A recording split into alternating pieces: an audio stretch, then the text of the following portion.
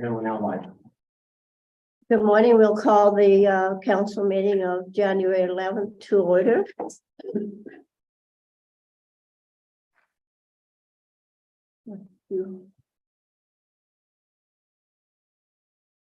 Happy New Year, everyone. Happy New Year. Happy New Year. Happy New Year. Carla, can I have a roll call, please? Mayor Lavalley. Councilor Collins. Happy New Year. Can you hear me? No, Try it again. Okay, Mayor Lavalley. Councilor Collins. here. Councilor Florent. Here. Councilor Kuyak. Here. Councilor Pigeon. He's just running a bit late. Okay, Councilor Rodnick. Councilor Sidok. Here.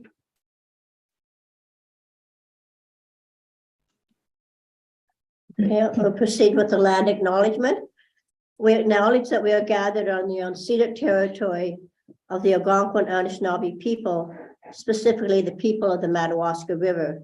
We further acknowledge that the Algonquin people have been stewards of this land since time immemorial, and we strive to treat the land, along with the flora and fauna it supports, the people, their customs and traditions, with honor and respect.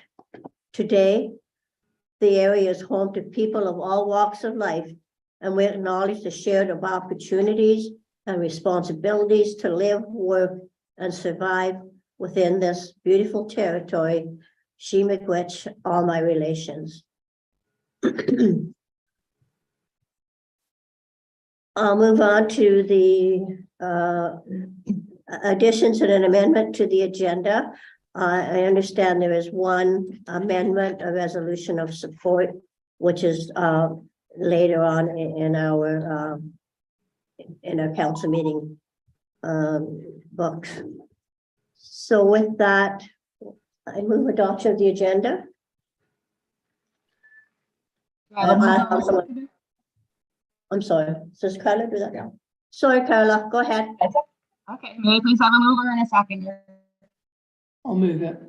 Been moved by Councillor Councillor Collins, I'll second the motion. second by Councillor Florent. Moved by Councilor Collins, seconded by Councilor Florent. The council for the corporation of Township of South Algonquin adopts the agenda as circulated for the regular council meeting of January 11th, 2023. All in favor? Any opposed? That resolution is carried. Is there any disclosure of pecuniary interest? No. At this point on the agenda, we're supposed to have a presentation by Jacob Hanlon. Have we heard from Jacob? Yeah, Jacob is online with us. Oh, okay.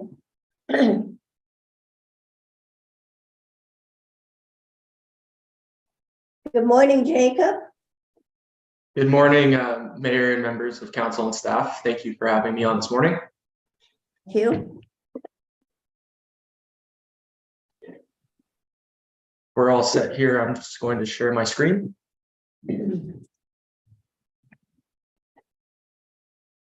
Okay. If I could be given permissions to share my screen, that would be great. Thank you.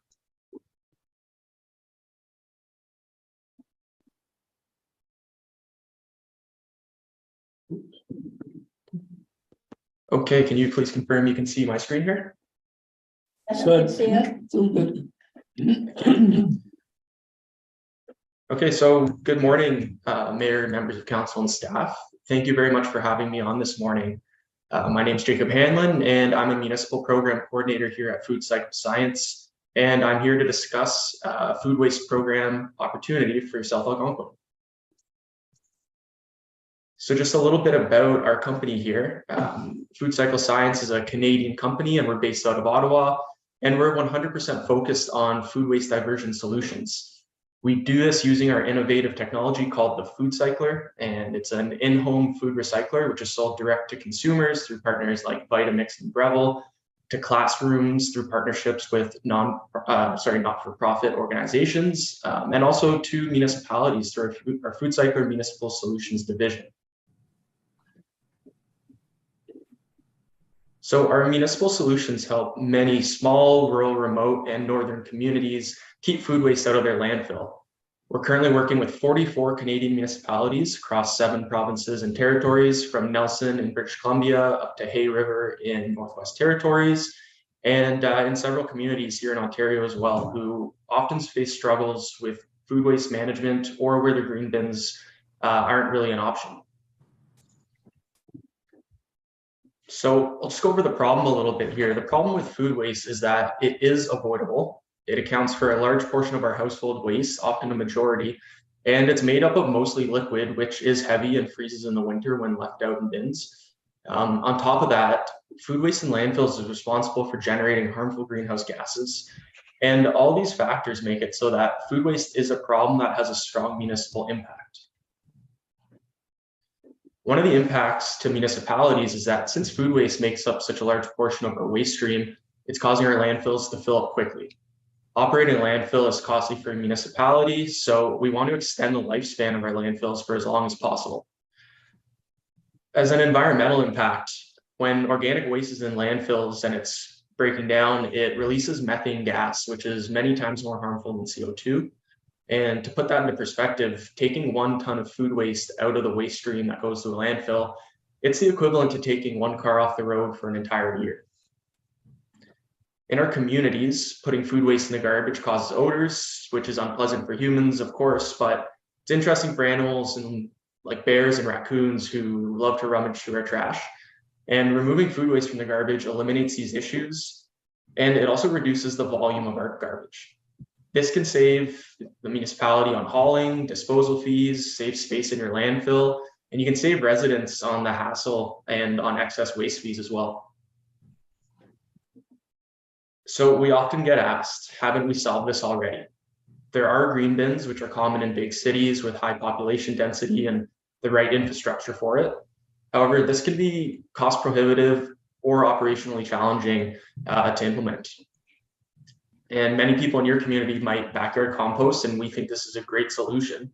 But ultimately, backyard composting is not feasible for everyone. It's certainly not a year-round solution, and there's still concern about bears and various animals with that as well.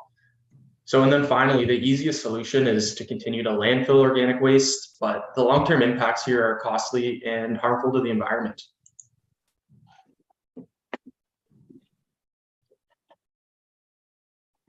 So at Food Cycler, what we've done is proposed a different way to deal with our food waste, which really focuses on making food waste easy to deal with and with a great user experience. So we've essentially built a small kitchen appliance. It's about the size of a bread machine, and you put in your food waste, which can include meat, poultry, fish, even some bones. And in a matter of hours, you have a nutrient-rich soil amendment that comes out. You've essentially recycled the food waste into a sterile state, and you've reduced the weight and volume by about 90%.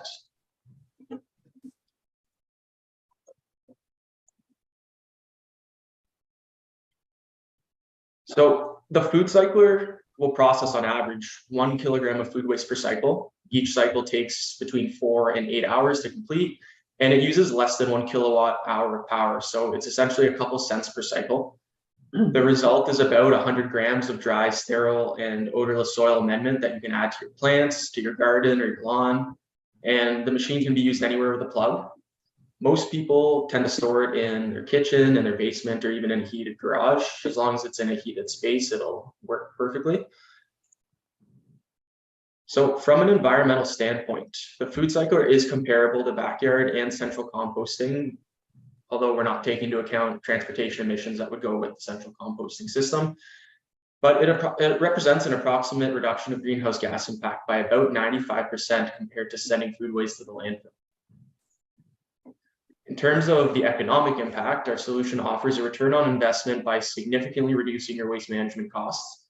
You're looking at a savings of upwards of $150 per ton versus traditional methods that involve hauling and disposal. So one thing we've learned from working with municipalities is that residents are very interested in being part of the solution. They want to try new things, they want options, and they want their government to bring these things to the community. With the food cycler, you get to bring something innovative and tangible to your residents, and they don't need to live in a big city to be able to divert to organics. We believe food waste diversion should be available to all Canadians, no matter where they live. And on top of this kind of social pressure, the impacts of the regulations that are coming to us here in Ontario, there are a number of diversion targets that are coming to effect in the next couple of years in terms of organics waste diversion and waste diversion in general. So what we're doing with the food cycler is we're reducing waste at the source. We're focusing on that kind of low-hanging fruit, as we like to call it. Since food waste accounts for such a large portion of household waste, it's the single most impactful strategy to achieving these diversion targets. And I mentioned earlier that we're working with several municipalities across Canada. To date, we've completed pilot programs in over 40 municipalities and 4,700 households. The results have been overwhelmingly positive. We're able to achieve a significant amount of net new waste diversion with a generous user experience rating of 4.6 out of 5 stars and a 98% participation rate. Many municipalities have expanded their programs to more households within the community after the initial pilot program. In Nelson, BC, for example, after 2 successful pilot programs, they're putting a food cycler in every home in their city of 11,000 people. So several months ago, Food Cycler was selected as a finalist for Impact Canada's Food Waste Reduction Challenge, which is a 3-part initiative from the Government of Canada to reduce Canada's food waste. And as a finalist, we were awarded a $400,000 prize and tasked with finding more Canadian municipalities as implementation partners. We're using this funding to invest directly into pilot projects at a heavily subsidized price. So these pilots will help us move into the final stage, which comes with a $1.5 million grand prize, and any future funding that's received will continue to be used to invest into these programs for Canadians. And with any municipality that partners with us, they'll have the right of first refusal on subsequent funding that we receive. And I would also like to emphasize on this point that when we presented our program to you back in April of 2022, this funding was not yet available. So price of the program has gone down since we last presented to council. And just a brief overview of the program here. The pilot program is typically a 12-week project. Residents would purchase a food cycler at the subsidized rate from the municipality, and they use the unit, track the number of cycles per week, and at the end, the residents get to keep their food cycler, and we just ask them to complete a brief survey so we can evaluate the program's success. The results are presented back to you in a final report or a feasibility study. And this data can then be used to support your future waste management decision-making or to accompany a recommendation or grant application to expand the program. And I'll also note that we do offer the final report and grant writing support as part of the cost of this pilot program. So funded pilot programs are available, and here we have some size recommendations. For a municipality of your size, we would recommend the 50 household pilot program. The funded pilots work based on a subsidy model where us at Food Cycle Science, we provide a discount on the unit, and then we add in the federal investment from Impact Canada to get the price of the unit reduced by 50%. So we then ask the municipality subsidize the cost by $100 per unit plus shipping. And this way the resident only ends up paying $150 for the $500 machine. And then after the 12-week pilot period, the food cycler is theirs to keep. And again, I'd like to merely highlight that these are recommendations based on our experience, and we can always explore other program sizes that are tailored to your needs or to your budget. And the Impact Canada funding period for these programs will close in April of this year or until the funding is fully allocated, whichever comes sooner. So I'd like to welcome South Algonquin as a partner in this food waste challenge, as we believe your community would be a great fit for the benefits of this program. Today, I would ask that you kindly receive our presentation as information, and should there be any interest in partnering with us on a funded pilot program, we'll ask that you refer this to staff for the report and recommendation. So I just want to say thank you so much for allowing me to present today, and I'm now prepared to answer any questions that you might have. Thank you very, very much. Are there any questions? Or comments? I have one question. Yeah, At the end of the pilot program, if we were to continue on with this product, would the price of the machine become $500 for each machine? That's a very good question. Thank you. No, so when we have a proposal in writing and everything is signed and we start our pilot program, whatever price is set for that initial pilot program, that's the price that we will honor moving forward for as many future programs there are, regardless of the size. So it's a good time to lock in with the Impact Canada funding. Councillor Florence? I understand that these units require a carbon filter. How much does a carbon filter cost and how long does it last? Thank you for the question. Yes, so each unit does have a carbon filtration system to stop any odors from coming out of the unit. For our municipal pricing for a bundle, which comes with a refillable filter as well as 5 refills, which is enough for about 1.5 to 2 years of refills, that's for $70. And that's 1.5 to 2 years. Each set of filters lasts between 3 and 6 months, depending on usage. For the heavier users, it would be kind of on the lower end of that, but the more traditional users who are using it on an average of, let's say, 4 times a week, it should last about 6 months. So the $70 filter bundle will extend that to 1.5 to 2 years. Councillor Collins? This is not a question, but my son and daughter-in-law in Longsu, just outside Cornwall, were part of the pilot study there, and they believe that the machine is fantastic, absolutely fantastic. They've got the toddler, so there's a lot of waste with her food, and yeah, they use it all the time and fully recommend it. So that's a personal input there. So. Okay, thank you. Anyone else? I think I would compare your presentation to what I would expect to hear from a vacuum cleaner salesman at the door. Like I can sell you a car for a discounted rate of $50,000. Doesn't mean it cost $100,000. I'm just telling you. Like you told us that the units cost $500, and then right away you're offering them for $250. Like I don't know where you get that $500 value from, because you're selling them to everybody for $250. It's scam. I appreciate the comment. This pricing is exclusively for our municipal partners who are being part of this Impact Canada federal funded program. So a portion of this money comes from the federal government, which in terms of the agreement can't be offered to anyone outside of these municipal programs. So if anyone wanted to just go and buy this product for themselves, it's a $500 product on the Vitamix website, on Amazon, places like that.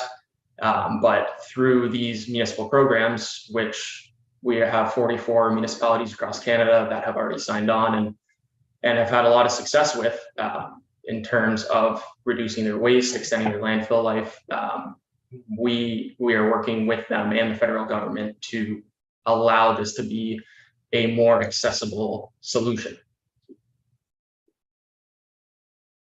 Okay, anyone else? Comments, questions? Seeing none. Thank you very, very much, Jacob. That's very informative. If council decides to make a decision, someone will get back to you. Thank you very much, Mayor and Council. I appreciate you taking the time to listen to the presentation, and have a great rest of the day. Thank you very, very much. Thank you. Okay, so we are on to the minutes of the previous meetings. We'll go with Carla. I need a mover and seconder, please. I'll move that. Been moved by Councillor Florence. There was a seconder. I'll second. Seconded by Councillor Sydock to adopt the minutes of the inaugural meeting of December 7th as circulated. All in favor? Anyone opposed? It's carried. Next resolution, Carla. Okay, I need a mover and a seconder, please. Mover, please. Councillor Collins, seconder. Councillor Pigeon, been moved and seconded. Okay, moved All by in Council. favor? I'll read it. Mayor Valley. Thank you. Resolution, yep, moved by Councillor Collins, seconded by Councillor Pigeon. The Council for the Corporation of the Township of South Algonquin adopts the minutes of the Human Resources Administration and Public Relations meeting of December 21st, 2022 as circulated. We're having real problems in terms of hearing, Carla, but I think I got your gist of that. We adopt the minutes of the Human Resources Administration and Public Relations meeting. That's correct, sorry. So I would consider that. Okay, been moved and seconded. All in favor? Opposed? It's carried. Thank you. The next item on the agenda is the committee staff and councillor reports. Anyone going first here?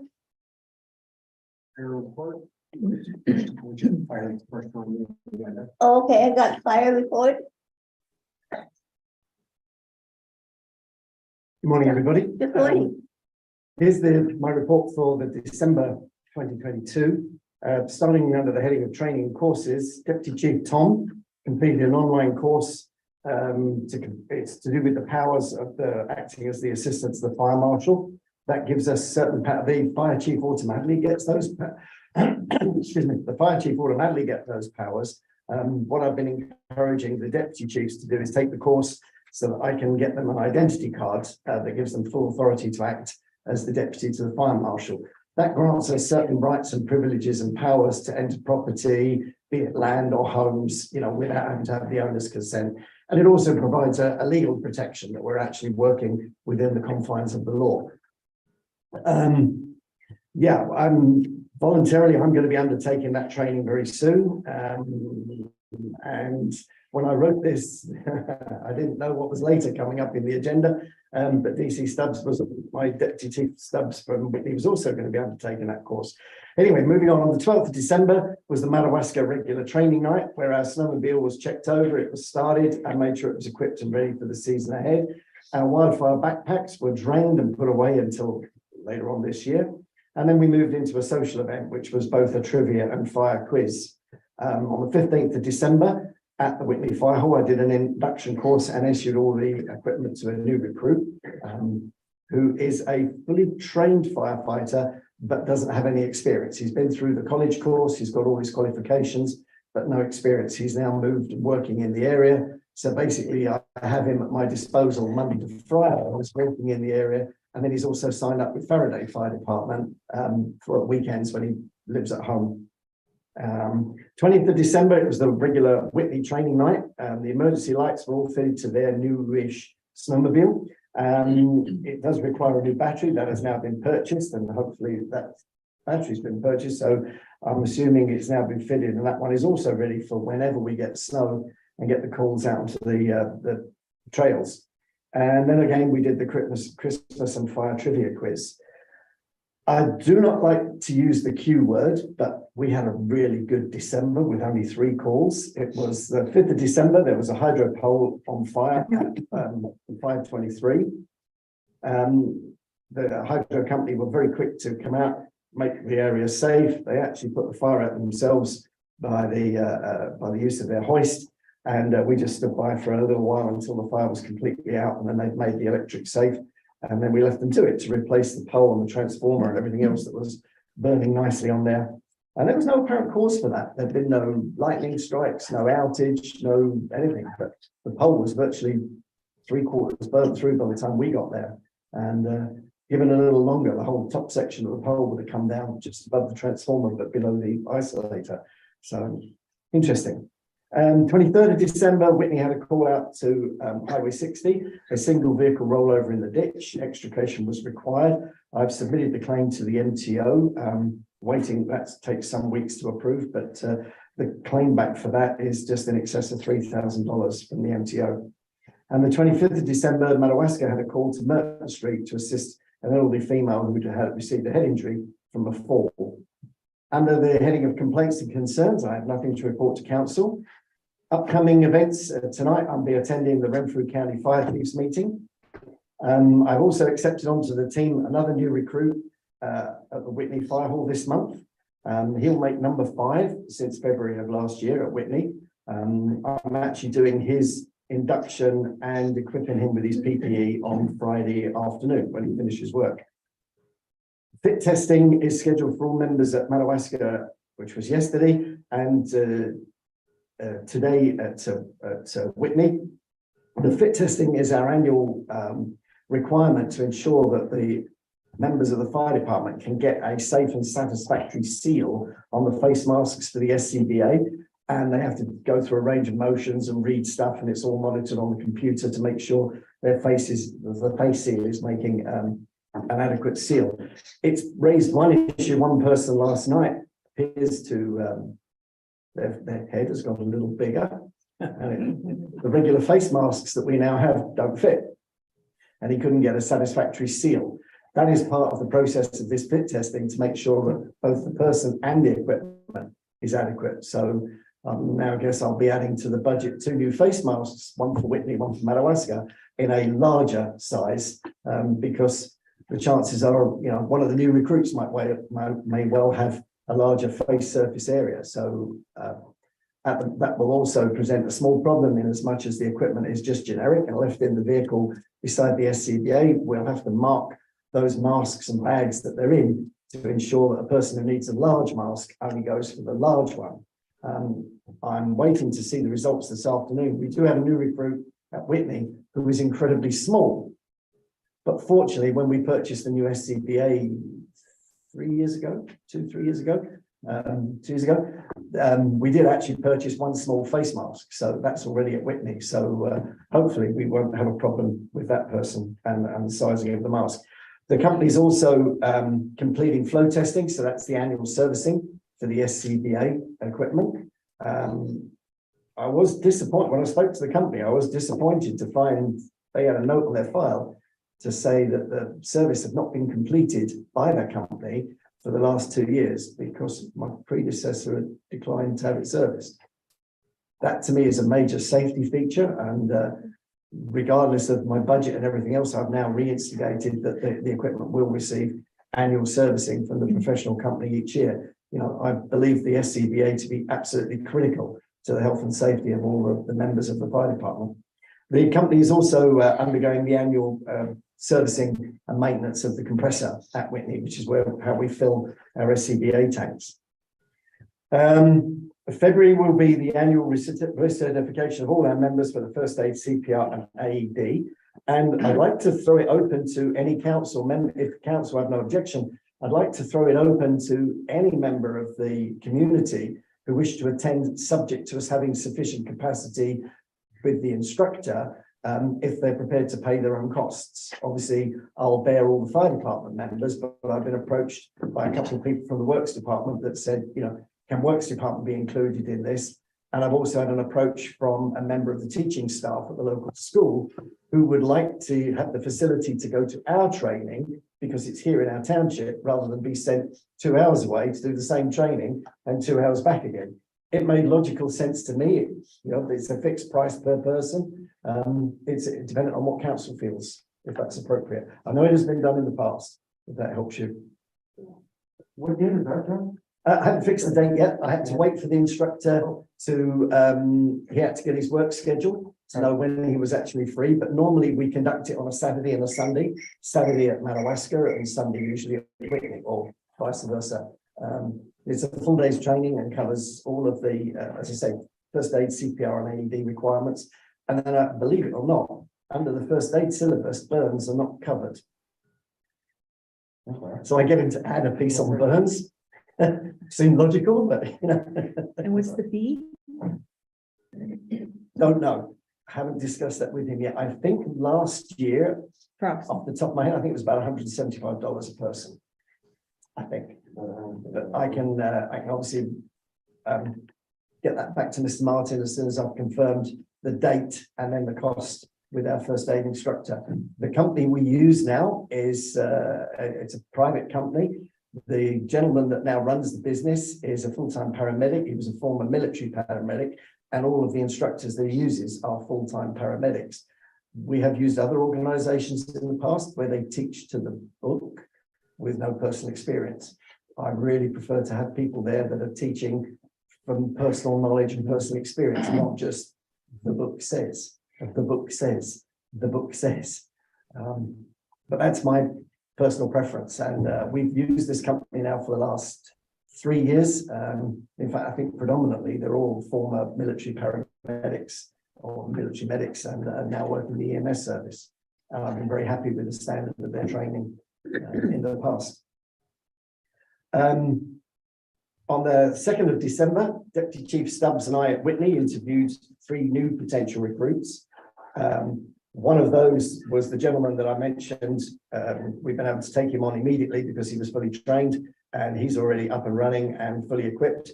And then the second one is the gentleman I'm meeting on Friday to equip him and run through an induction course.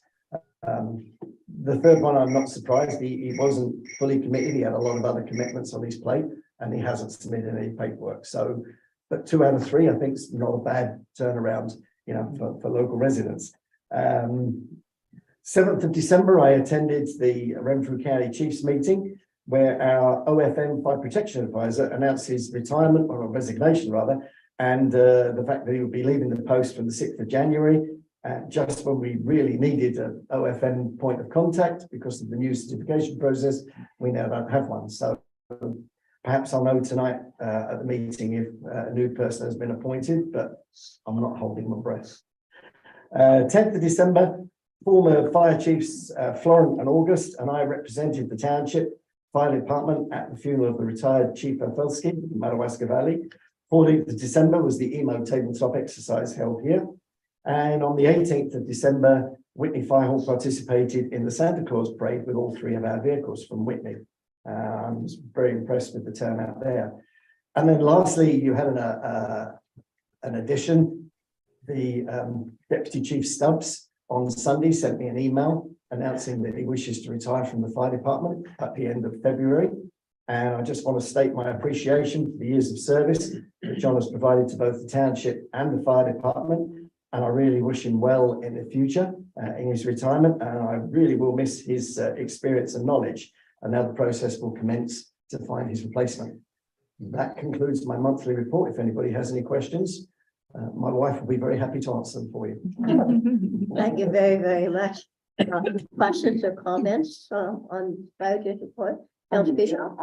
Concerning our dry hydrants, Yes. have they been tested? 2 have, well, they've all been tested. Okay. But this morning was -20. Yes, I haven't been out there and tested the 2 that caused me concern with regards. I am waiting for the ice to really develop because we have that thaw. I mean, in front of my house, the Madawaska River was wide open. I could have canoed from my house all the way down to the Madawaska Bridge just a couple of days ago. It is now freezing up. I'm waiting to make sure we get a real good freeze and a good thick surface of ice. And then I will be going down and testing those 2 new ones, particularly in your area. Okay, a little bit of a concern there, just because in case there's an emergency and you hook up to this dry hydrant and the dry hydrant is Fails. Yeah. I mean, one of the locations, it's the one where the boat launch is right beside the bridge. I'm told that the bridge doesn't freeze ever. If it didn't freeze, why was the choice made to put a dry hydrant in there? that was my question when it was done. So, but anyhow, too late now, it is done, so. Yep. But and it's the one. Shoot, I'm not. Is it Hay Creek Road? Is the one that when we went to initially tested it, it actually rose up off the waterbed, off the riverbed, lake bed. When we flushed it through to make sure there was no debris in it, she came up like Excalibur, and the works department was going to be working on it. They thought the clip had just come undone that secured it to the base plate on there. You'd be fine in the winter time, the ice will hold it down. Well, exactly.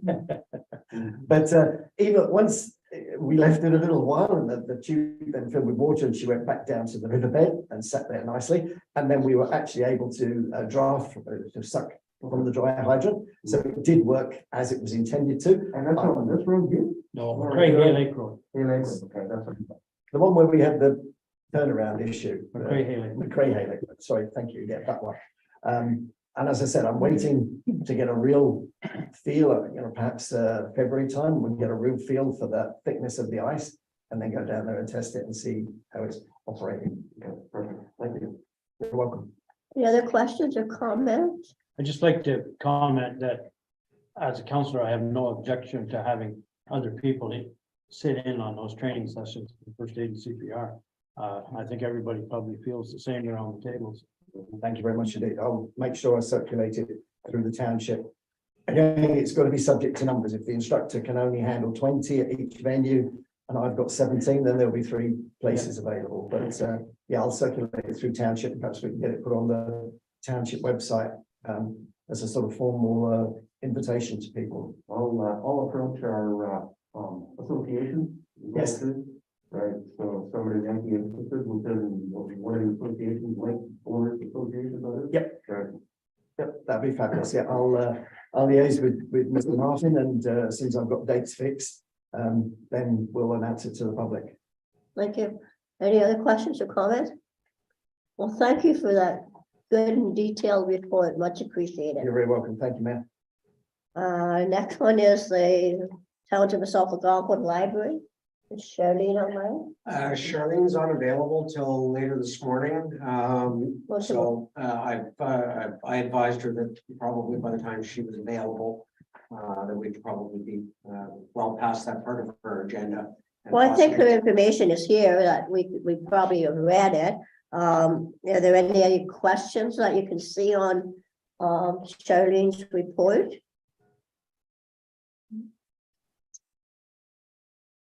Okay, well, I think if council's in approval, we'll just move on. Yeah, and I have stated with Charlene this morning that I want to make sure that she's available for the future meetings. Okay, To be present to speak to her for it. okay, well, guess things come up. Okay, thank you. The Murchison and Lao Parks and Recreation Committee. Who does that? I usually answer any questions because I'm the council representative for that. Actually, they had a meeting last night, which is like would be the 3rd, and there's a few events coming up. I'll just advise council about them. And we just the Recreation Committee just purchased a new Christmas tree because the old one weighs like 300 pounds and it's just too hard to put up anymore. And just last night found out it's going to be donated to the Lions Club in Killaloo. They're interested in having it. And we have in our pod 2 old bingo machines. We think they belong to the Catholic Church. They don't belong to us. They're supposed to find out today whether the Catholic Church wants them or not. And if they don't, they're going to the Lions Hall in Killaloo as well as a donation. Okay, thank you. On the way.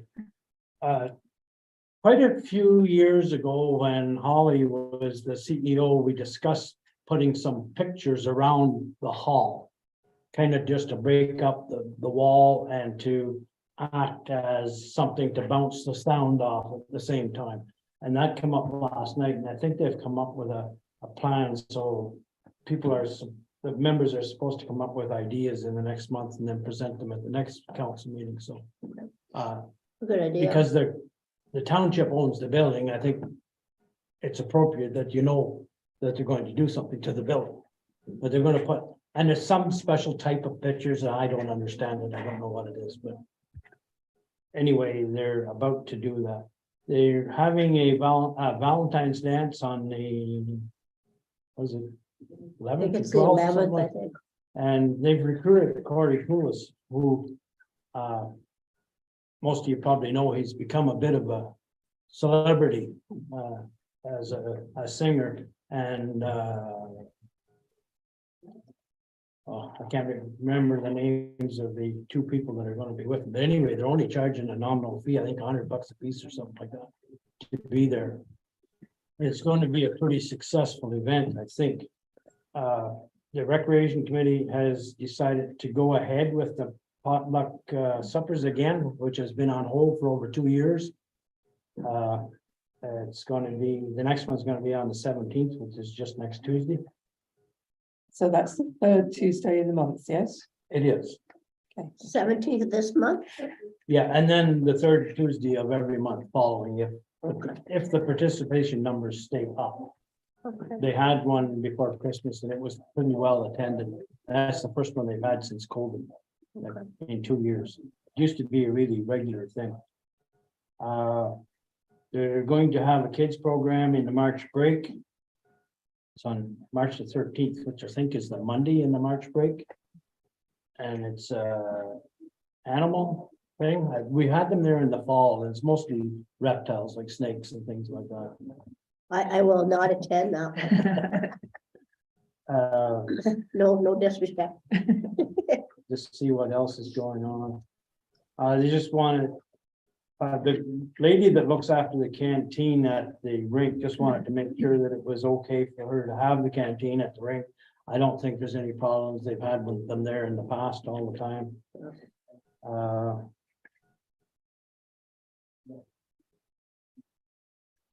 I already talked to Brian about a problem with concerning the librarian. I'm going to talk to Adam about the extra seating for that event on Valentine's Day, because the regular seating we don't think is enough, because there's only regular seating for about 100. But there are tables and chairs. It's just that they're not normally kept and set up all the time. And they're going to have a family dance on the family day weekend. But it's set up mostly for younger children. It's not a licensed event or anything.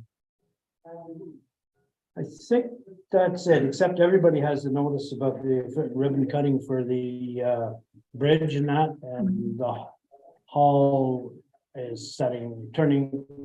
They're going to have coffee available and that as a kind of a warming center.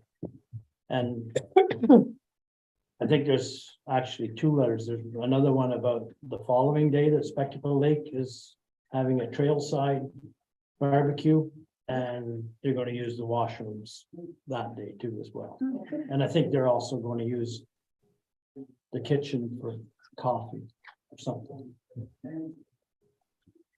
I think that's it, unless somebody has any questions concerning the minutes that were posted. Any questions for Councillor Flores? Councillor Cole? Indoor curling. What's happening with indoor curling? Can it We, be resurrected or? Yeah. Or not? we're working on it. It's just everybody seemed to be so busy all of the time. It's still scheduled for Wednesday evenings. We still have reservations of the hall for Wednesday evenings. We haven't let that go. We talked about having it tonight, and Brendan Howard can't be there. Yeah. So, Ian can't be there. He's in Pembroke, so. Yeah. and it's getting more and more difficult to find the time when there's enough of us can show up. If the councillor is not aware, they have, it's called indoor curling. And they have a sheet that they roll out that they curl on, and it has like the circles on each end. I don't know what they're called. You're a curler, I'm not. And the stones actually have little wheels on the bottom of them, and you actually curl. They won't curl, or they curl when you don't want them to. Okay, yeah. It's kind of like shuffleboard, but it's the stones have wheels on. And if you can't deliver in the correct way, because obviously you haven't got a hack on the ice, there is also a stick that you can stick curl as well. So it's open to a full range of ability. Even in a wheelchair, you could attend if your mobility was not good. It's lots of fun, and yeah, we've enjoyed it in the past.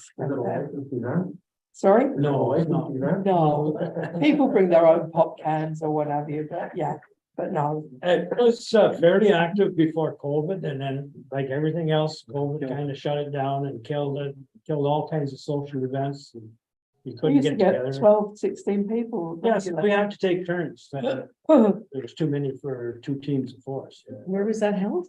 It's in the community hall on the floor. Okay. In Madawaska. It's And depending on where the sheet is set up on the floor, how the rocks curl. the floor isn't 100% level. Goes uphill one way. Hey, it's fair for everybody. Yeah. Any other questions or comments? Do we have any other reports? I don't see any in my. I don't have any other reports in my.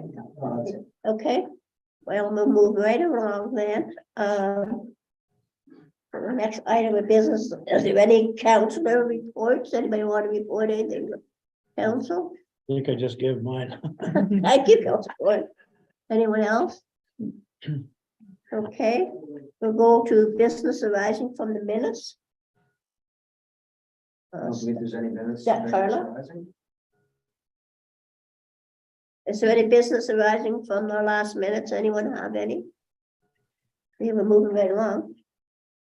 Okay, none. They were attached to the package. You didn't get a link. You should have got an email from Carla with a link to the council package. Last Thursday. Last Thursday. Yes. Your name's on there, Sean. Oh. My God, sorry. Everything okay? I'm okay. Okay, no problem.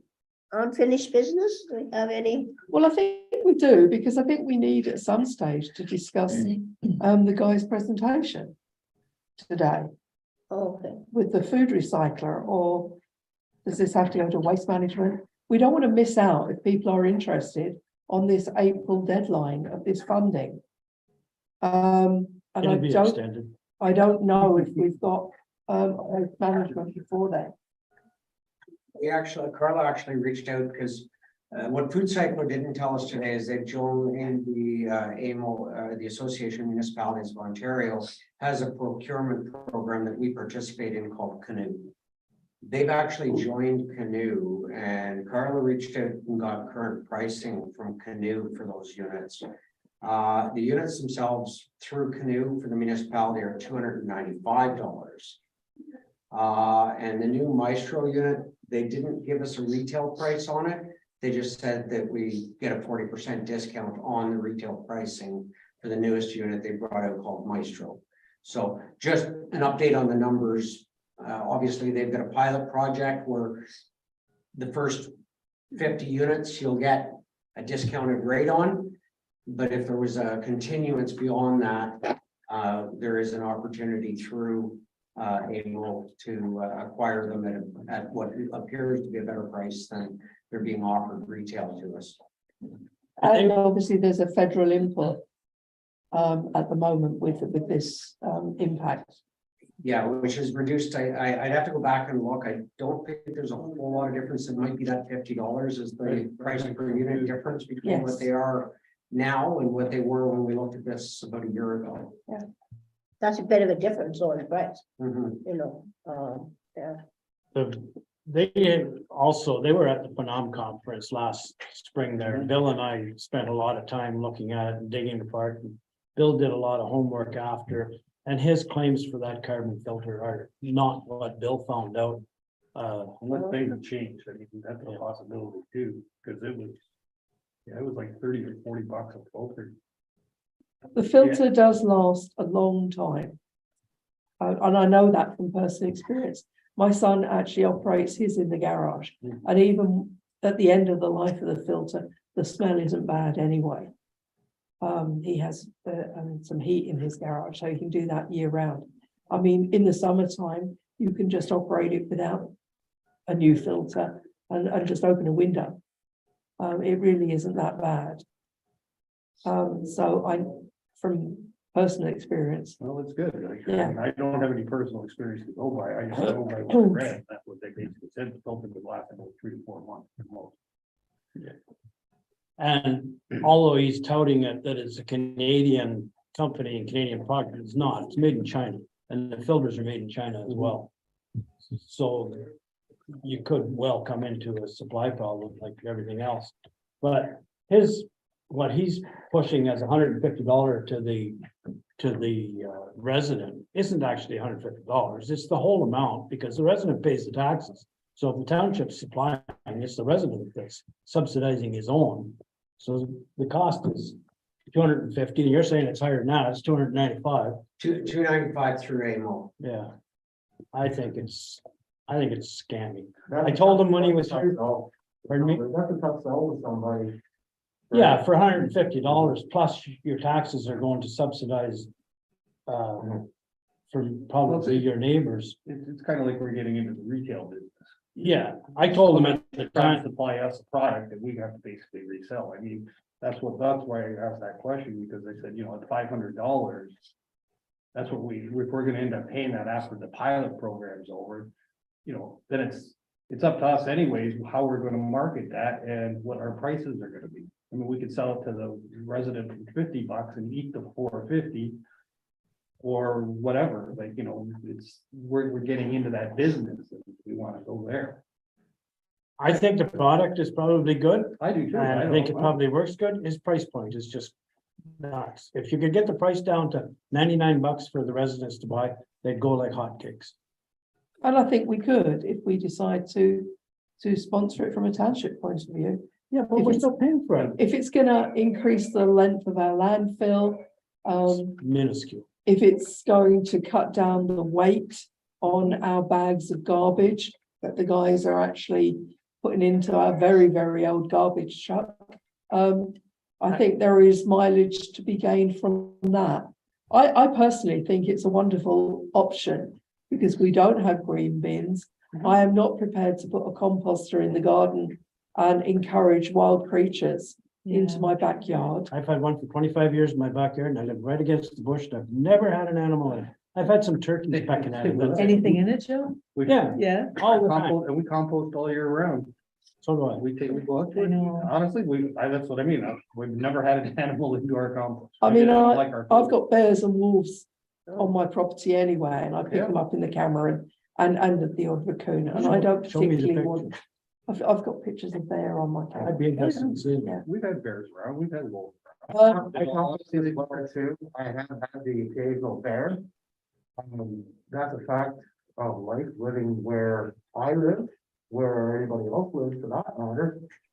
They were more interested in my barbecue than anything else. Hummingbird feeders. So, and hummingbird feeders, yeah, rather than composters, so. I'm in agreement with Joe as well too. The idea is there, it's a good idea, but why should we have to finance this? I don't think it's right. It might be appropriate for somebody perhaps here in town, but I bet you if you did a survey of here in Whitney or in Madawaska for that matter, of how many people actually compost in their backyard, I bet you the majority of them do. I think the people that will pay $150 for it is a pretty select group in our municipality.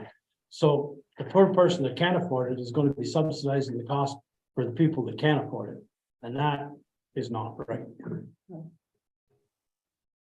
Councillor Kuya? Yeah, I agree with everybody, but I think that you have to look at what we're doing or wanting to do from a waste management perspective. We had just recently started with the recycling, which probably could use some tweaking or whatnot. And I know there's a lot of people in town that don't recycle because there's no pickup and they have no means, or do they want to go into the dump once a week or once every month or something. So, those are still issues that I think need to be addressed long before we think about composting. Thank you. Any other, Councillor Pietrz? Getting back to recycling, the program that we have implemented already, I think is wildly successful. I've been designated the recycler for the Mackenzie Lake area. Everybody brings their recycling to me now, knowing that I am in town at least once a week. So on Saturdays or Wednesdays, I am taking everyone, I shouldn't say everybody, but a number of people's recyclables to the dump. I don't mind that at all. So that being said, as Councillor Kuyak mentioned, that's something, that program that we should improve on. And I think it's gonna go leaps and bounds, and it's gonna reduce our intake at both dumps by a large number. I really do. Actually, food scraps in the dump isn't a big problem because they compost in the dump as well as they compost in your backyard. It's the solid weight that builds the bulk of the garbage. Okay, can we leave the discussion on this then and So are we saying that we're not prepared to be part of this pilot study? Is that what council's consensus? I mean, I would be all in for it. I think it's wonderful because I'm not prepared to compost in the garden 6 months of the year. And I've got this horrible bin under the sink that I put my waste in, and it's disgusting. And I have to transfer it and put it into the garbage once a week, and then take that wet stuff in my vehicle because I don't have curbside. And I would jump at the opportunity to purchase one of these machines if we were going to pilot it. And I think there are a number of people that would do that too. Well, you can go ahead and purchase one. But you can't purchase this one Why? externally. It doesn't appear. I haven't found it. I think before, maybe I'm totally wrong, I think before, as a township, we would buy into this, I think we have to narrow down the figures, what it costs for sure. Before we, my opinion is that before we move into anything, because we know that his figures are much higher than the ones we might be able to get out of AMO. It's kind of hard to decide whether we want to go into something when we don't really know what the real cost of that is. That's my opinion. If council would like, staff can put together an issues and options report on this specific item as it relates to costs and benefits, which includes, potential reduction in landfill capacities, et cetera, based on some industry numbers through our, I make a call to our consultants, get that information. We can look at percentages based on uptake and all of those things, and we can bring back an issues and options report. If council would prefer to set this matter aside until such time as that report comes back. Council Get agreeable some to that? Feedback from some residents. Okay, so, okay. I would like that. Yeah. But like I said, I'm all about the numbers. I just don't want to get, like, it's sort of like, they're getting us to be a retail salesperson for them. And I don't, we don't want to go in that direction. Check out the price on Amazon. Bet you can buy one for $150. You can't. Yeah, I have looked too. And there's another one Yeah, on the market I don't think we could either. called Umi or But something, that, and but that that's was one of the $500. questions I thought of right off too, the same thing, like, how did they all of a sudden arrive at this price, and that they could discount this price down basically almost 50%? Tomato price. Well, the federal government would do the same for $30. Okay, I'm going to, go I ahead. just Council. have one question, or not question, but one statement, I guess, and basically, I think this is a prime example of something that we need to continue to look at from a waste management perspective.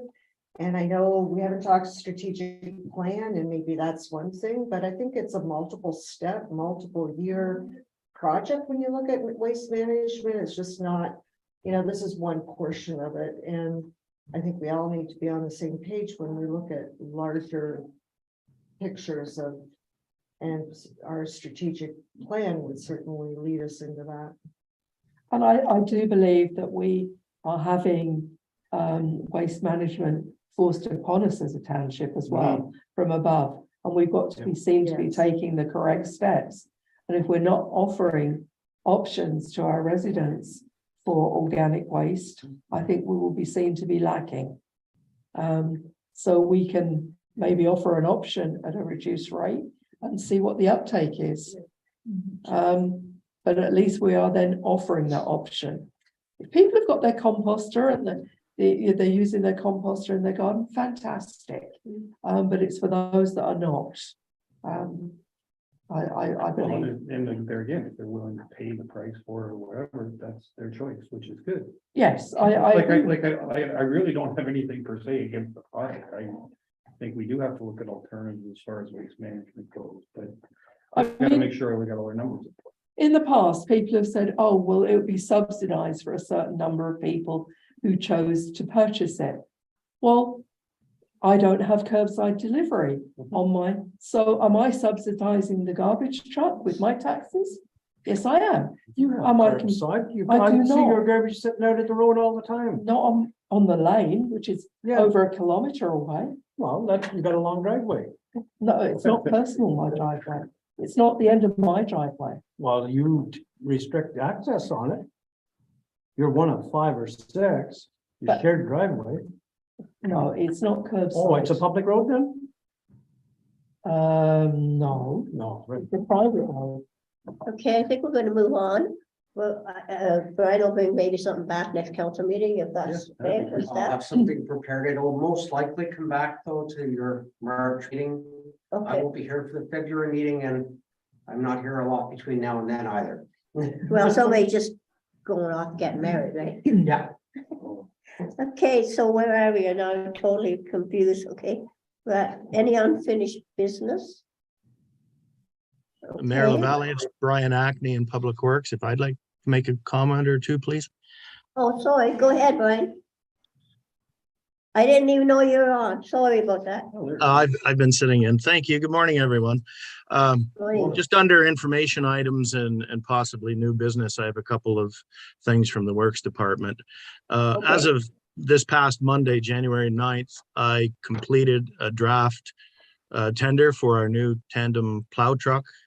And that was forwarded to CAO Brian Martin on Monday. So that I know there were some members of council who wanted a tender put out as early this year as we could for new tandem plow, given the delivery date being possibly lengthy. So I've sent the tender off to Brian, and that will be an issue for you folks at council to further discuss. In terms of unit number 7, that's our yellow 2008 International plow truck. It has been returned to service as of the 29th of December, following engine repairs at Winslow's. Now, the repair was completed just above their estimate. And the total bill came in at $41,619.73. That's about $1,000 over what they originally quoted us. And part of the reason is the front PTO shaft that drives the hydraulics needed a new U-joint and other points. Other parts, and if it wasn't fixed, it could possibly have taken out the brand new rad we were putting in the truck. So they were close with their estimate. The truck is running great. There's no further issues. It's under a 12-month parts and labor warranty, and after 150-hour service, we can change the engine oil and filters. We can do that here with a certified mechanic, and that will maintain our warranty for the next year. In terms of other activities, the Works Department was burning brush at the Lyle landfill site on Monday. We still have brush to burn in Whitney at the Erie site, weather permitting. I would like to thank our outdoor rink staff for their great work over the holiday weekends. As you know, this is not a usual winter weather pattern we've been experiencing, and staff of both outdoor rinks have been working hard to rebuild the ice following the record high temperatures that we had over the holidays. They removed heavy levels of snow just at Christmas, only to have their ice destroyed by those record high temperatures. So with the last few days being cold weather, they've been working really hard. They've got a layer of ice down, and I'm pleased to report that both outdoor rinks will be open as of today. So my hat's off to a very frustrating time for our rink attendants, but I think they've done a great job. The other issue, which I guess presented itself also over the Christmas holidays, was the fact that the electrical system that fuels our pumps for fuel at the patrol yard failed. As a result, we had to refuel our trucks at the Madawaska Country Store over Christmas on one occasion. We called in Welk Electric to initiate repairs. Upon Welk's visit, it was found that the electrical system at the fuel pumps does not meet the electrical code, and as such was reported to the Electrical Safety Authority. On Friday, last Friday, I met with David Roach of the ESA, who did a thorough inspection at the patrol yard, and the ESA has forwarded a hazardous investigation defect notice to the municipality with instructions for correcting the defects. And Welco Electric has also provided us with an estimate for remedial work at this site, which is looking quite expensive. So that is the latest news, unfortunately. Some good, some not so good from the Works Department. Thank you. Any questions for Brian? What's the cost of the remedial work, Brian, or did you say? If I look at the Welk estimate, It is a few dollars short of, it's a few dollars short of $9,000. So it's 8,900 and I think $67. So it's just under $9,000, and $8,972 is what Welk quoted. So the hazardous report from ESA are conditions that must be corrected. We have no choice. Any, Bishop? Councilor Giza, does that mean you're shut down? The pumps are shut down right now? No, we're Why? still using the pumps. The issue is there is some skin voltage at the circuit breakers when you turn the pumps on and off. So in a discussion with the CAO and a discussion with Steve Clark of AV Locksmithing, we're going to leave the pumps turned on with power, secured by a padlock that basically I have access to, so that staff will not come in contact with the circuit breakers. Steve at AV Locksmithing is currently trying to find locks that will lock up each of the 3 fuel pumps so that we have keys and that the fire department and the works department can still get fuel, but it would prevent theft or, you know, the possible accidental discharge of fuel. So Steve's looking for a lock for each to fasten the triggers so that they can't be activated. So at present, we still have fuel. I was given a township credit card, so we can use that. Adam Zebarth has a credit card that was used over Christmas to purchase fuel. And if it's council's wish, I can approach the country store in Madawaska to set up a regular account, which I think they were agreeable to, the former owners were. So right now we're still in business. However, the main hydro line into the patrol yard has brush overhanging it. So Hydro One will actually have to disconnect the power to allow the line to be cleared of brush. So at some point we will have some interruptions to service, but knowing in advance, we'll make contingencies around those. Okay. So you're saying that the lock system is just a temporary fix then, correct? Yes, the ESA has given us orders to repair, and it's a 6 or 7 page report, and that's under timelines to have that done. And we're working with Welk to get the appropriate parts and the service done as quickly as possible. So the biggest problem is the panel, right? So the panel and the fusing within the panel or the lack thereof. So the fear is that somebody switching those breakers on and off could actually get a discharge that we all know 2 amps across the heart kills you. So if they got a discharge the wrong way, it could be fatal. So in order to prevent access to the panel, we're securing the panel. And in order to continue pumping our own fuel without having to always go to the fuel station, we're locking down the fuel pumps so that they'll continue to be operational, but they'll be locked up so that they're secured. And that's a temporary measure until we can get back to having a proper panel in place, which should hopefully be completed by the end of the month. Okay, any other questions or comments? Right, go ahead, Councilor. I have a question concerning the privately owned, I think they're privately owned anyway, garbage bins. Who does the owner see about getting a replacement for one? Is it you or Brian or? Okay, you're talking the large green bins for the rear loader that our garbage truck actually lifts and dumps into the garbage compactor? That's correct. Okay, so the process has been in the past that those businesses that want those kinds of bins go through Shanahan of Phelpston is the company name, and they purchase their own bins and they supply new lids and that sort of thing. So Shanahan of Phelpston is the company name. I can forward you, Joe, the address and number I have for them, but it's their bin, they own it. It would be their responsibility to call the company and have a new bin brought in at their expense. Okay, you forward that address to me and I'll forward it to the owner. Certainly. The bottom is rusted out of the one they have. Okay, they do have a One of small the- drain hole at the back, so typically what businesses do is put a little wooden 4x4 or something on the front to put some slope on it, and most of the water does run out of them, but yes, they're prone to rust, sure. I think it's sitting flat on the ground too. It's Yeah. probably the fault of the previous owners. Any other questions or comments?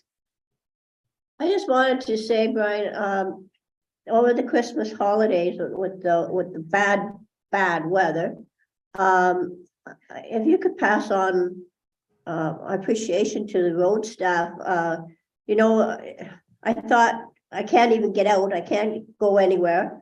It's Christmas Day, and there's Mass Christmas Day, et cetera. But what I noticed happen is that there was a plowing, and it wasn't, you know, on two sides, but there was a path where you could at least get out.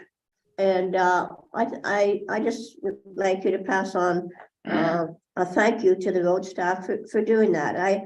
I was prepared to get calls about the road and they couldn't get out and things like that. And I have to say, I was kind of disappointed. I didn't receive one call. Oh, So I mean, thank you. that's very nice to hear. Interestingly enough, through the grapevine, I had heard that you and other councillors had received lots of calls. So in regards, I'd like to talk about the 25th, actually. The forecast, you know, called for a mix of sun and cloud and a 30% chance of flurries and cold Right. temperatures. Whitney ended up getting, you know, some snow squalls that the rest of the township didn't.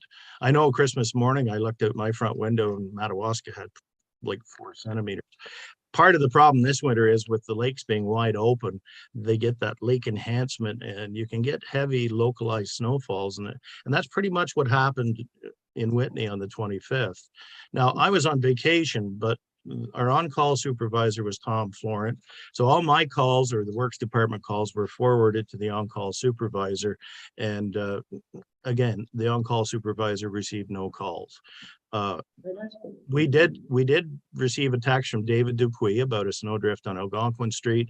And at 11:27 a.m. on Christmas morning, our waste manager, Floyd Florent, called the on-call supervisor and he informed him that, you know, there was significant snow enough to plow and we should commence operations. So for the record, at 11:30, the on-call supervisor engaged staff, and we had 2 plows, 27 and 33, working in Whitney from noon till 3 o'clock.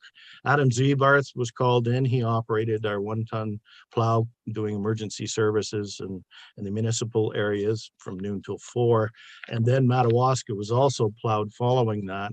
So the high population areas of the municipality were taken care of by 4 p.m. That day. So, you know, our crews have young kids and families at home, so they managed to have Christmas morning at home. They come in, did their job in the afternoon, and then on Boxing Day they came in at 2 o'clock in the morning, and they did the country runs. So that's all of Sabine, Dickens, Murchison, and Lyle, and the rest of the township was cleaned up by 8:30 on Boxing Day morning. So. Certainly well in excess of the minimum maintenance standards for Ontario, and actually in excess of our own level of service policy. So that was what happened Christmas Day, and again, our crew does a great job. It's been last Wednesday and Thursday with the significant heavy rain, the ground was saturated, the roads thawed out. When Thursday was just a nightmare for plowing. We used the grader on Friday to straighten up some roads in Mackenzie Lake that were almost impossible to plow. So our works crew has done a good job with very challenging conditions, I must say. Well, thank you again. It was nice not to have any complaints. Maybe they went to one of the youth counselors. I don't know. I didn't get any. So thank you very much. Nothing official. I got a few texts, but Okay, anything else? No? Thanks, Brian. Thank you very much. Any, so where are we at? We have all the reports now of everyone? Okay, we are down to correspondence and action items. Yeah. Any action items? I didn't see any action items. No, I don't think there are any. We can move on then. Any, the rest, number 13 is information items for members of council. Moving on to number 14, new business. Does any council members have any new business they'd like to discuss? Oh, we're quite a bunch today. Okay, we're moving on to motions of council. I guess Carla would do this. Thank you, Carla. Can you hear me okay? Ready? Okay, may I have a mover and seconder, please? I need a mover. Do I have a mover? What's the motion? Accept the recommendations of the preliminary planning issues and policy options report. That was a presentation by Forbes, Simon and Anthony of JP2G. I'll move. Been moved by Councillor Kuyak. I have a seconder. I'll second. Seconded by Councillor Sidoff. Any discussion? All in favor? Opposed? It's carried. Resolution number 23, Carla. I need a mover. I'll move it. I'll second that. Moved by Councillor Floyd, seconded by Councillor Collins. Did you want me to read it? Yes, please. Okay, moved by Councillor Floyd, seconded by Councillor Collins, that corporation for the township of South Algonquin authorizes staff to replace the flags of the cenotaph in Madawaska when required. Okay, any discussion? All in favor? Oh, sorry, did you I'll do have? that.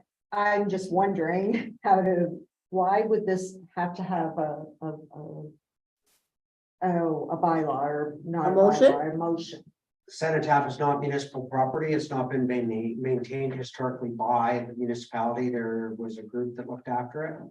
Okay, And therefore I wouldn't change the flags on it until such time as I had authorization of council to Okay. expend dollars to put those flags on the cenotaph property. all right, thank Okay, you.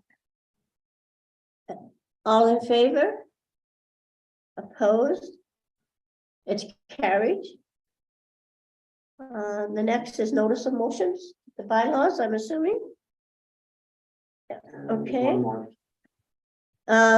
I need a mover and a seconder to bylaw the, No, it's there was one resolution left.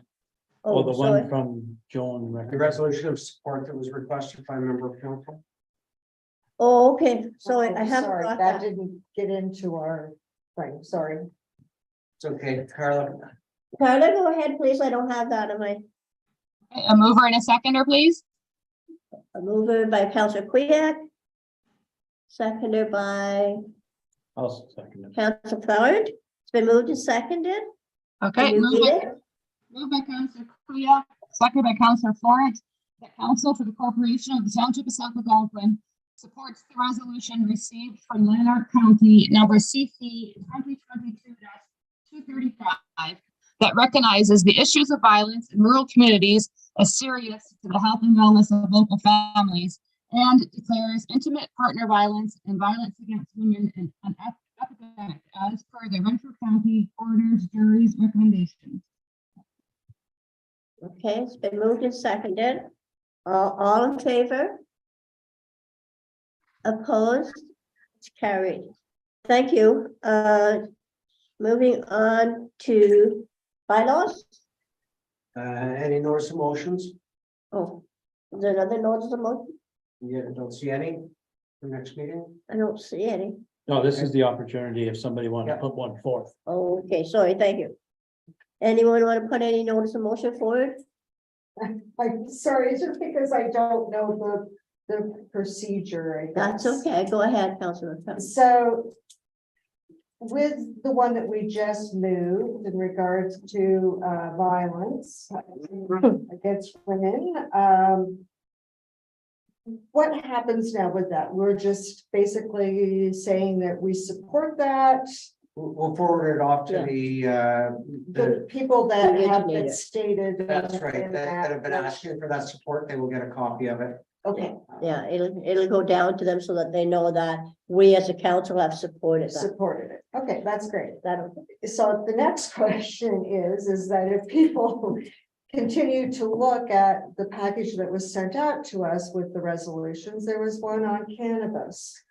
And that it was mainly for people that had license to grow in large quantities, and how much expense has been occurred by certain townships because of legal matters, policing, et cetera, et cetera. Did everybody read that, or am I the only one? No, I read it. Okay, Yes. so is that something that you would look at from a proactive standpoint, that you would go, gee, maybe that's something that we should be looking at? I mean, we have large farms, we have probably grow ops here that we don't know about. No. But this was all done from a legal standpoint, that they've gotten licensed to grow large quantities. I think, So the intent, I believe, in that resolution is some of the municipalities seeing great exponential growth in the, as a result of the legalization of marijuana and in the production of marijuana under legal production manners, whether that's in a facility or whether that's in a farm field. There were a number of requirements. And of course, in some of those cases, they found that there's been an increase in the costs of policing that. Yes. And that's primarily why I think they've said, hey, we're getting something here, but we're probably not getting enough. Because the OPP, of course, charge per call within your community, and it's not a provincial service for which the province is now picking up the additional Right. cost directly related to their laws for the legalization of marijuana. Yes, I understood the concept of that, but again, I just coming back to it, is that something that you would do proactively, look at something like that from a bylaw perspective, or?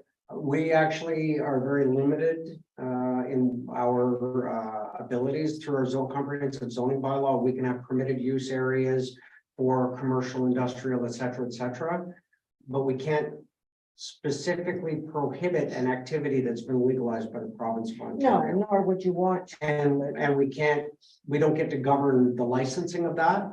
Okay. So all we can do is yell at the province and say, hey, we need tougher regulations. We don't feel that what you've done is right. And here's why we think Okay, it doesn't work. And here's how we think it should be changed. all right, thank you. Counselor Flores? As a, Sorry. as a municipality, we did have the opportunity to weigh in or opt out of legalizing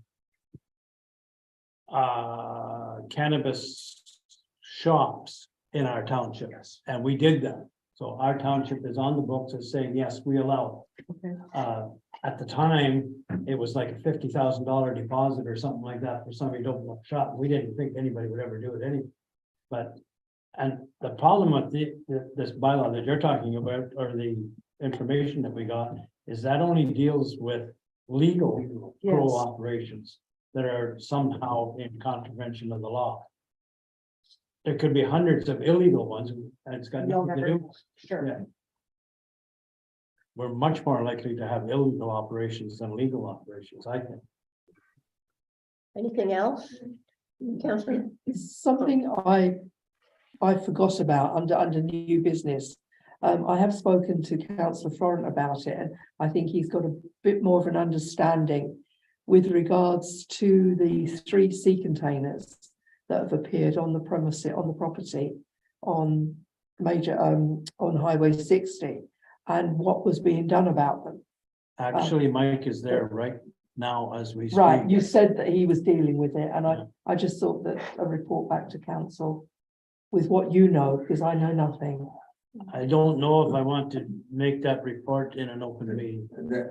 All I'll say is that there's been a compliance order issued Okay, and it's being posted at probably as we speak. so So it is being dealt with and the handled. matter has been, Perfect. we've been dealing with the property owner for, Mike's been dealing with him now for a couple of weeks, and he's had a number of emails back and forth, both him and Tracy. And today, he was going down, with I reviewed the compliance order yesterday and he was taking it down today.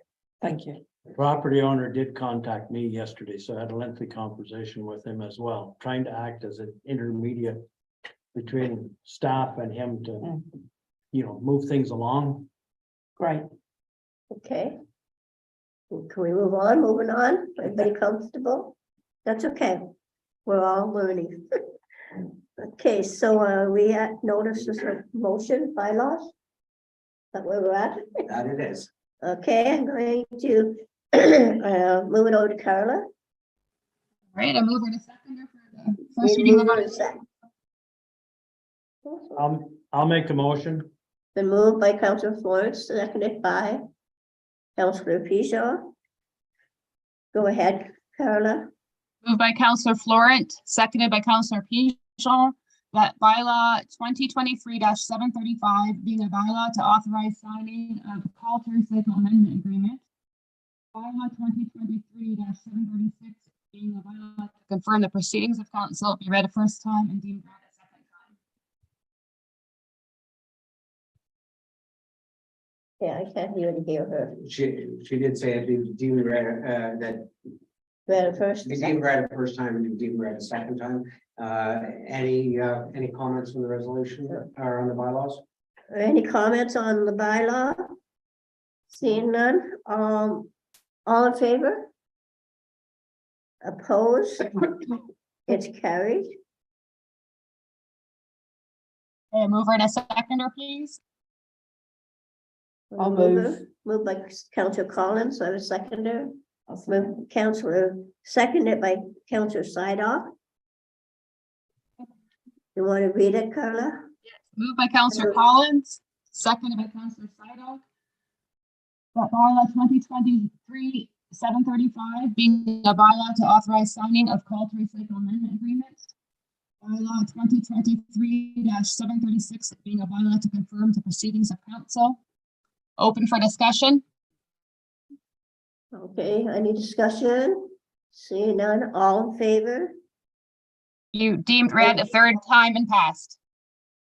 Okay, it's being read third time passed. All in favor? Opposed? It's carried. The next resolution to move into closed session. That's for you. The next is a resolution to move into a closed session. I need a mover and a seconder. Councillor Ford, Councillor Collins. Go ahead, Carla. Moved by Councillor Florent, second by Councillor Collins, to move into closed session in accordance with Ontario Municipal Act Part 6, Section 239, subsection 2B, personnel matters about an identifiable individual, including municipal or local board employees, personnel matters at 10:28. Been moved and seconded. All in favor? Opposed? It's carried. Before we move into closed session, could I just call a bit of a break? I need to